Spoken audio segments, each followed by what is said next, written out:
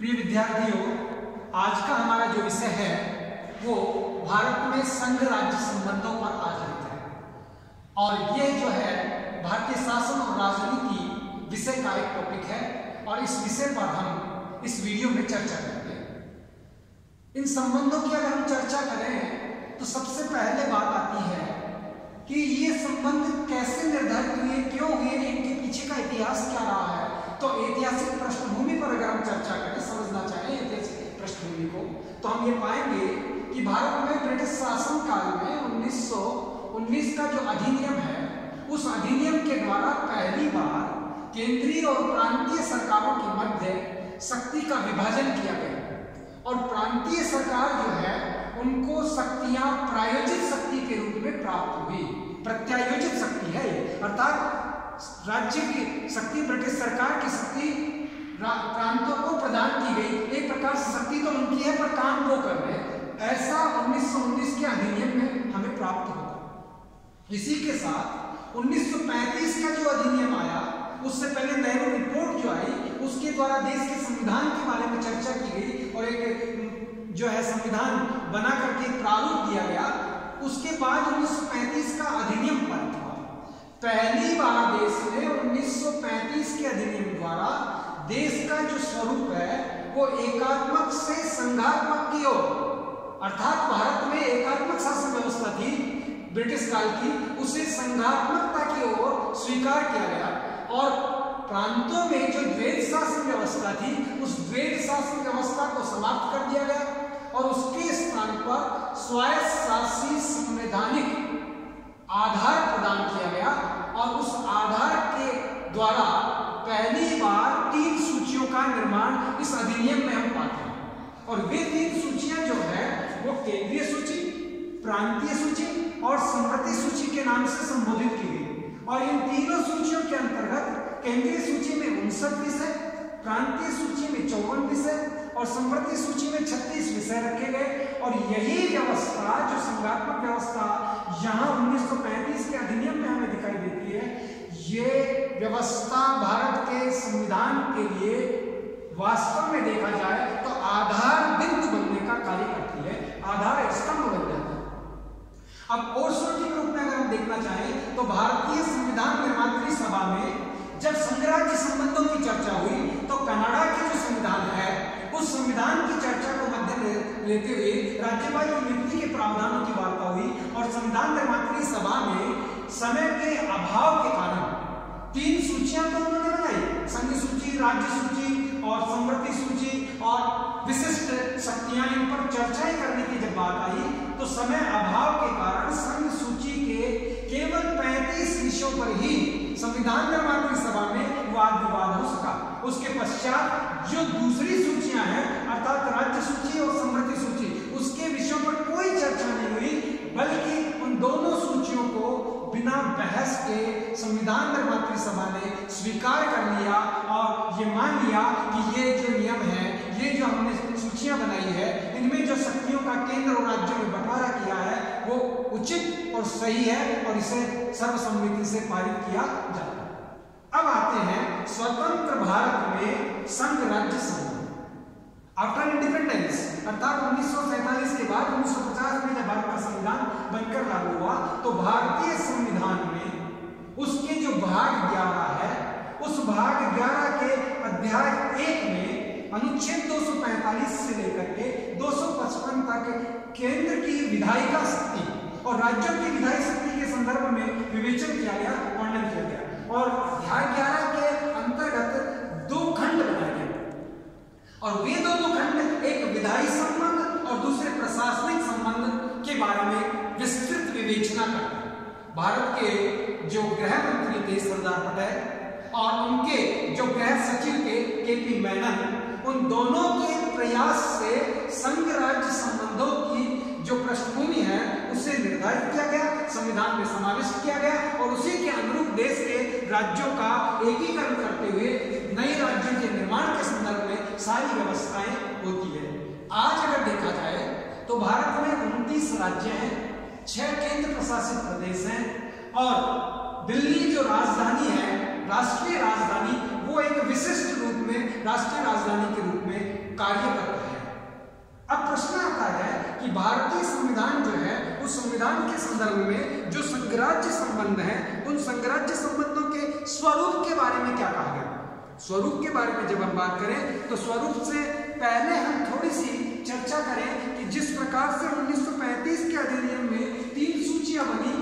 जिसे हम कहते हैं केंद्रीय सूची, प्रांतीय सूची और समृद्धि सूची। तो प्रांतीय सूची के स्थान पर तो राज्य सूची का नाम आता है और केंद्रीय सूची के स्थान पर संघ सूची उसका शब्द प्रयोग किया गया है। और संघ सूची तो इसका मतलब ये हुआ कि भारतीय संविधान पर 1935 के अधिनियम और संघ राज्य संबंधों में बहुत अधिक प्रभाव दिखाई देता है। और केंद्र को पहले भी केंद्र को प्राथमिकता दी हुई, जबकि कहा ही गया था जो नेहरू रिपोर्ट थी उसमें कि ढीले ढाले संघ का निर्माण किया जाएगा, राज्यों को अधिक स्वायत्तता दी जाएगी। परंतु भारत के विभाजन को देखते हुए,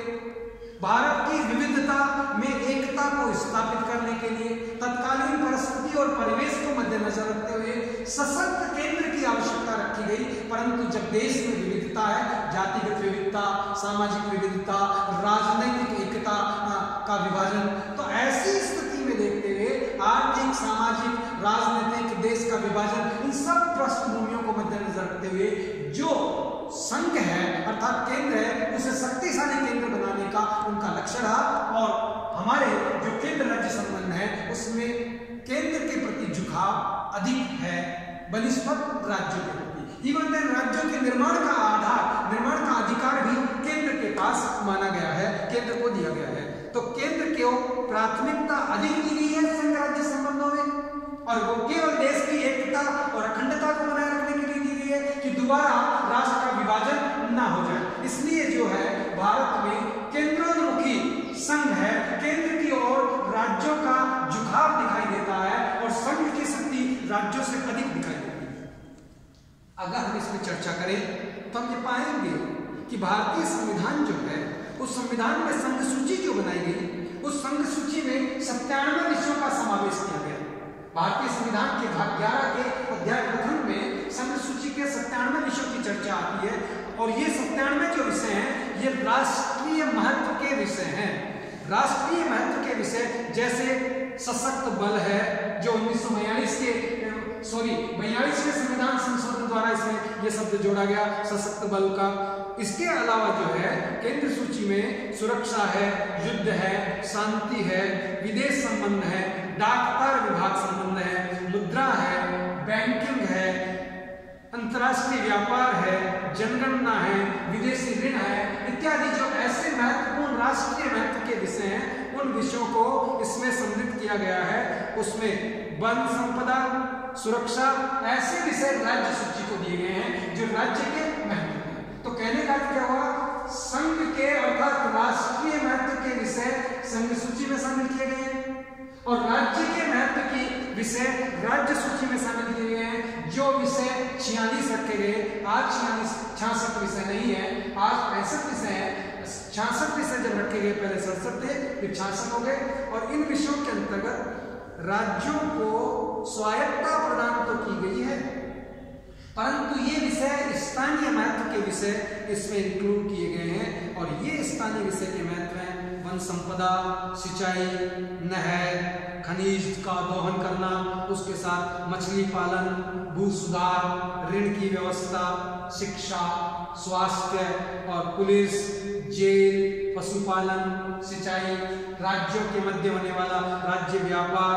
वाणिज्य इत्यादि जो विषय हैं वो राज्य सूची में सम्मिलित है। तीसरी सूची जो है वो समृद्धि सूची बनाई। समृद्धि मतलब जो दोनों के द्वारा अर्थात केंद्र और राज्य दोनों उस विषय पर कानून बना सकते हैं, वो समृद्धि सूची हुई और इसमें 47 विषय तत्कालीन संविधान निर्माण के समय इसमें रखे गए। और ये जो विषय हैं, विषय तो राष्ट्रीय, देखिए संघ सूची में राष्ट्रीय है, राज्य सूची में स्थानीय है और संघ जो समृद्धि सूची है इसमें भी स्थानीय महत्व के विषय हैं परंतु उनका महत्व स्थानीय के साथ राष्ट्रीय भी है। इसलिए इस पर दोनों को कानून बनाने का अधिकार प्रदान किया गया है। इसमें जैसे अगर हम इस बात विषयों की संक्षिप्त चर्चा करें तो जैसे तलाक है अर्थात पारिवारिक संबंधी विवाद है, तलाक, विवाह, श्रमिकों की सहायता। इसी के साथ अगर हम कहें तो कल कारखाने, सामाजिक सुरक्षा, आर्थिक सामाजिक नियोजन, समाचार पत्रों का प्रकाशन, विद्युत, ऐसे दंड विधि जैसे विषय समृद्धि सूची में डाले गए। अब 42वें संविधान संशोधन द्वारा समृद्धि सूची में कुछ विषय और समाविष्ट किए गए, जैसे शिक्षा है, वन विभाग है, पशु है, पक्षियों की रक्षा है और इसी के साथ न्यायिक प्रबंधन है। ये 42वें संविधान संशोधन द्वारा समृद्धि सूची में समाविष्ट कर दिए। अब चौथी ओर अगर हम देखें, जो विषय समृद्धि सूची में नहीं है, राज्य सूची में नहीं है, समृद्धि सूची में नहीं है और फिर भी वो विषय महत्वपूर्ण है या विषय बन जाते हैं, वे अवशिष्ट शक्तियां कहलाएंगी, अर्थात बची हुई शक्तियां जो संघ, राज्य और समृद्धि सूची के बाद भी कोई सूचियां बन जाती है तो वे अवशिष्ट शक्तियां कहलाएंगी। और इन अवशिष्ट शक्तियों के ऊपर कानून बनाने का अधिकार केंद्र को प्रदान किया गया है। जैसे खाद्य पदार्थ में मिलावट, ये अवशिष्ट शक्तियां हैं, खाद्य पदार्थों में मिलावट। जैसे कानून निर्माण का जो अधिकार है ऐसी शक्तियों पर, खाद्य निर्माण में मिलावट संबंधी, तो ये अवशिष्ट शक्तियां, इसके लिए केंद्र को कानून बनाने का अधिकार दिया गया है। और इस अधिकार के तहत भारत में जो है केंद्र राज्य संबंधों का प्रकाश दिखाई देता है। केंद्र राज्यों के मध्य संविधान संशोधन के माध्यम से कुछ जो है समृद्धि सूची में समाविष्ट कर दिए गए हैं, परंतु भारत में केंद्र राज्य संबंधों के बारे में अगर हम दोबारा विस्तृत चर्चा करें तो इसके स्वरूप के बारे में बात करें तो राजनीतिक जो विचारक हैं उनमें कुछ मतभेद पाया जाता है। जब संविधान निर्माण हो रहा था तो उस समय भारत के संघ राज्य संबंधों पर कुछ विचारकों ने जो पुस्तकें लिखी तो उन्होंने कहा कि भारत का जो संघीय ढांचा है, स्वरूप है, वो संघात्मक है। भारत के अंतर्गत जो संघीय ढांचा है वो संघात्मक स्वरूप है। कुछ ने कहा कि नहीं, भारत में जो न्यायपालिका है उसके कारण संघात्मक ढांचा सुरक्षित है, ऐसा के संविधान मानते हैं। तो संविधान में केंद्र राज्य संबंधों की प्रकृति पर अगर हम चर्चा करें तो के संविधान की बात दिखाई देती है, क्योंकि कई बार देश में पेपर्स का है, बैंकों का राष्ट्रीयकरण है, भू सुधार अधिनियम है, ऐसे निर्णय न्यायपालिका द्वारा किए गए और न्यायपालिका ने इन निर्णयों के माध्यम से यहां तक कह दिया कि जो सेंट्रल स्टेट रिलेशन अर्थात भारत में जो संघीय ढांचा है ये संविधान का मूलभूत ढांचा है। तो इस बात से प्रमाणित हो जाता है कि भारत में न्यायपालिका के कारण संघीय ढांचा सुरक्षित रहा है और ये अब संविधान का मूल ढांचा बन चुका है। दूसरी ओर अगर हम कहें तो जो संप्रभुता शक्ति है, भाई राज्य की 4 शक्ति होती है जो जिसमें हम कहते हैं जनसंख्या है, भूभाग है, सरकार है और संप्रभुता है। ये राज्य के लिए 4 तत्वों का होना अति आवश्यक है, जिसमें शक्ति एक है संप्रभुता शक्ति। उस संप्रभुता शक्ति जो है उसको केंद्र और राज्यों की साझेदारी के रूप में, विस्तृत साझेदारी के रूप में माना गया है, अर्थात कानून बनाने का जो अधिकार होगा, जिसे हम विधायी संबंधों के बारे में कहते हैं, तो एक और संघ कानून बनाएगा और दूसरी ओर राज्य कानून बनाएंगे। इसका मतलब जो कानून बनाने की संप्रभुता शक्ति है उसमें केंद्र और राज्य की साझेदारी दिखाई देता है। ऐसा पाद एच जो एलबी है वे मानते हैं और ये बात सही है, क्योंकि राज्य सूची के विषय पर राज्य कानून बनाते हैं और संघ सूची के विषय पर संघ कानून बनाते हैं। तीसरी ओर अगर हम देखें तो अन्य विचारकों की यह मान्यता है, जैसे चाको जैसे विचारक ये कहते हैं, पीटी चाको, कि भारत में संघीय व्यवस्था एकात्मक व्यवस्था की ओर झुकी हुई है। व्यवस्था तो संघात्मक है परंतु उसका झुकाव एकात्मक है। ये हमने अभी इसकी पृष्ठभूमि में चर्चा की कि भारत विभाजन हो गया था, भारत में विविधता थी, भारत में विविधता में एकता स्थापित करनी थी, दोबारा विभाजन नहीं हो, इसलिए हमने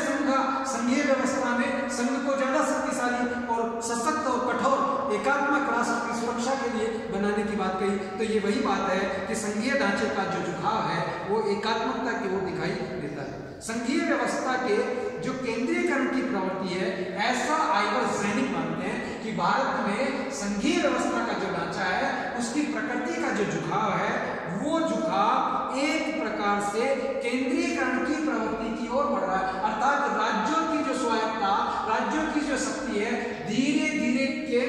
निर्भर होती जा रही है, ऐसा उनका सोचना रहा है। केंद्र और राज्य के संबंध में डॉक्टर भीमराव अंबेडकर ने यह कहा था कि भारत में अगर इन संबंधों को समझना है तो यह समझा जाए कि केंद्र जो है वो बीच है जो संघात्मक है, और उसकी चारों ओर जो परिधि है उस परिधि में राज्य है, सारे राज्य हैं, अर्थात राज्य और राज्य की सरकारें और केंद्र में संघ, इन दोनों मिलकर कार्य करते हैं। ये एक भारतीय संघात्मक जो व्यवस्था है जिसमें केंद्र राज्य संबंध है उसको प्रतिबिंबित करता है। इसी प्रकार से अन्य विचारक ये मानते हैं कि भारत का जो संघीय ढांचा है वो संघीय ढांचा अर्ध संघात्मक है, न तो संघात्मक है और न ही एकात्मक है, अर्ध संघात्मक है, जिसमें संघात्मकता के तत्व भी है और एकात्मकता के तत्व भी है। और इसी आधार पर जैसे राज्य है, एक और राज्यों को राज्य सूची के विषय में कानून बनाने के अधिकार तो देता है, परंतु जैसे राष्ट्र में आपातकाल लगा दिया जाता है, राज्य सूची के विषय पर भी संसद का राज्यसभा कानून बनाने का कार्य करती है और राज्य सूची के विषय पर भी वे कानून बना सकती है। इसका मतलब क्या हुआ, है तो संघात्मक, परंतु व्यवहार में क्या दिखाई दे रहा है, एकात्मकता के तत्व दिखाई देते हैं। इसलिए भारत का जो संघीय ढांचा है, भारत का जो केंद्र राज्य संबंध है वो अर्ध संघात्मक दिखाई देते हैं। दूसरे विचारक ये देखते हैं कि संघात्मक प्रकृति अर्थात राज्य भी है और केंद्र भी है, दोनों पृथक पृथक शांति काल में कानून बनाते हैं, दोनों के क्षेत्र में स्वायत्ता बनी हुई है, एक दूसरे के क्षेत्र में हस्तक्षेप दिखाई नहीं देता है, संविधान के अनुसार वे अपना कार्य करते हैं। तो ऐसे में भारत संघात्मक राज्य है। तीसरी ओर अगर हम देखें तो दोनों का सही बात अगर की जाए तो संघ और राज्य दोनों का समावेश, दोनों का समन्वय भारतीय संविधान करता है। और ये जो समन्वय है ये भारत की परिस्थिति के आधार पर किया गया है। भारत एक संघ राज्य है और संविधान में केंद्र राज्य संबंधों का उल्लेख होना स्वाभाविक है, और भारत की प्रकृति और भारत की परिस्थितियों को मद्देनजर रखते हुए केंद्र राज्य संबंधों की एक विशिष्ट भूमिका रही है। ये किसी अन्य राष्ट्र की कहीं बापोती या अन्य राष्ट्र का जो एक सिद्धांत है उस सिद्धांत पर आधारित नहीं है, ये समन्वयात्मक दृष्टिकोण से हमें दिखाई देता है। केंद्र राज्य संबंधों को अगर हम अध्ययन करना चाहें तो 4 रूपों में हम अध्ययन कर सकते हैं। जैसे इसको अध्ययन करने के लिए हम 4 पार्ट में बांटते हैं अध्ययन की दृष्टि से। एक और हम कहें केंद्र राज्य संबंधों में 1, 2, 3 और 4, ये संघ राज्य संबंधों की अगर हम अध्ययन की दृष्टि से इसके विभाजित करें तो विधायी संबंध,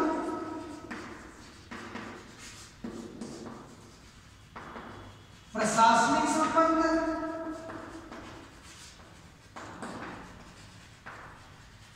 वित्तीय संबंध और न्यायिक संबंध, 4 पार्ट में हम अध्ययन की दृष्टि से इसे विभाजित कर सकते हैं। अब विधायी संबंधों की अगर हम चर्चा करें तो विधायी का मतलब होता है विधि निर्माण, जैसा कि संविधान में तो भाग नहीं है, विधायी और प्रशासनिक। और विधायी में कानून भी है, संविधान संशोधन में, इसलिए वित्त को इसमें समाविष्ट कर दिया गया और न्याय को सेपरेट कर दिया गया और प्रशासनिक। तो विधायी संबंधों की अगर हम चर्चा करें भारत में तो केंद्र सूची पर केंद्र को कानून बनाने का अधिकार दिया गया है और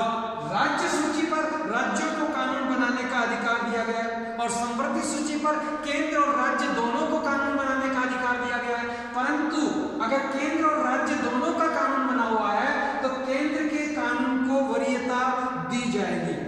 ऐसा भारतीय संविधान में उल्लेख किया गया है। इसी प्रकार राज्य सूची के जो विषय हैं उन विषयों पर भी अगर मान लीजिए कोई 2 राज्य मिलकर के उसके बारे में केंद्र को कानून बनाने के लिए कहते हैं या उससे अपील करते हैं तो केंद्र में राज्यसभा के माध्यम से कानून बनाए जा सकते हैं। तो राज्य सूची के विषय जो है उस पर भी केंद्र कानून। दूसरी ओर राज्यसभा अगर किसी विषय को, राज्य सूची का जो विषय है उसे महत्वपूर्ण विषय मानते हुए राष्ट्रीय विषय के रूप में घोषित कर देती है तो केंद्र उस पर कानून बनाने का अधिकार रखता है। ऐसे ही मैंने अभी आपसे चर्चा की थी कि आपातकाल आ जाता है तो राष्ट्रीय आपातकाल के समय पूरे राष्ट्र के राज्यों की जो राज्य सूची है उस पर केंद्र द्वारा कानून बनाए जा सकते हैं। ऐसे 2 राज्यों में अगर विवाद हो जाता है किसी प्रकार के 2 राज्य तो उसके सुझाव और समझौते के राज्य अपनी भूमिका का निर्वाह कर सकता है। अंतर्राष्ट्रीय संधि, अंतर्राष्ट्रीय निर्णय, अंतर्राष्ट्रीय समझौते जो केंद्र द्वारा किए गए हैं उन्हें कार्यान्वित करने के लिए भी इस प्रकार का कार्य किया जा सकता है। तो केंद्र और राज्य में विधि का जो निर्माण है, अगर उनमें विरोध हो जाता है तो केंद्रीय विधि की सर्वोच्चता को स्वीकार किया जाता है। अवशिष्ट शक्तियां वैसे ही केंद्र को प्राप्त है। इसके साथ राष्ट्रपति राज्यों में राज्यपाल नियुक्त करता है। वह राज्यपाल राज्यों में केंद्र के एजेंट के रूप में रहता है और अगर राष्ट्रपति आवश्यक समझे तो राज्यपाल को जो है विभिन्न प्रकार की अपनी जो है सूचनाएं दे सकता है, उन्हें नियंत्रित करने के लिए या नए कानून बनवाने के लिए कह सकता है। ऐसे ही राज्यपाल राष्ट्रपति के हस्ताक्षर से पूर्व राज्य के कोई विधेयक पारित है तो उन्हें राष्ट्रपति के हस्ताक्षर के लिए सुरक्षित रख सकता है। इससे ये स्पष्ट होता है कि कानून निर्माण के संबंध में केंद्र और राज्य दोनों एक और स्वायत्त दिखाई देते हैं संघ और राज्य सूची में, परंतु दूसरी ओर केंद्र अधिक ताकतवर और शक्तिशाली दिखाई देता है। राज्य सूची के विषयों पर भी उसे कानून बनाने के इन पॉइंट्स के आधार पर अधिकार प्राप्त हो जाता है। नेक्स्ट संघ राज्य संबंधों का एक दूसरा वीडियो बनेगा जिसमें इन तीनों प्रकार के संबंधों पर चर्चा की जाएगी। धन्यवाद।